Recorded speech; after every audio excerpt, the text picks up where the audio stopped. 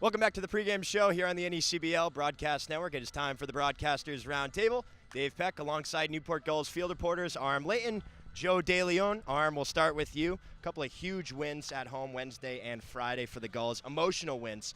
Is that something that they can take throughout the season, kind of build off of it and bring them closer together? Well, you're playing a lot of games in a row in the NECBL, and momentum is huge. You build off those 2 wins, especially when they're coming back from a deficit. Anytime in the remainder of the season when you're facing a deficit, to know that you can come back as a team and build on that, I think it's massive. Now it's been a couple days since that 8-7 win on Friday night. They had the day off Saturday.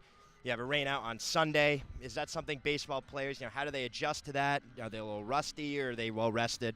Well, in the spring, they don't play as many games as they do in the summer, so I think they're used to getting a couple of days off. Like I said before, though, the momentum's nice. Sometimes when you have 2 big wins like that, it's nice to keep rolling and go into the next game. But I think a couple of days off and a little rest never hurt anybody. All right, Joe, we'll toss it over to you now. Newport 9-6. It's been a tight Southern Division race pretty much the entire season. Is it too early to read too into that, or is it something that these players should start to consider? Well, you need to focus on the past success. Always be building on the things that are going forward with any sport in particular.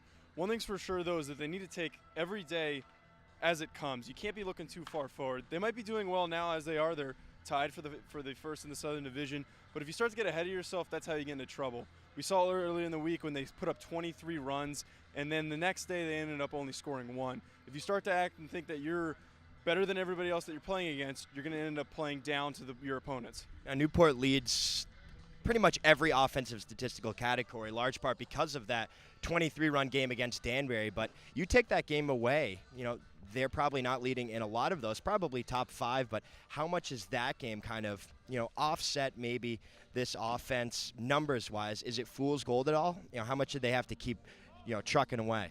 Well, I wouldn't say it's fool's gold just for the reason that we've seen games where they've put up 14 runs, 10-plus runs.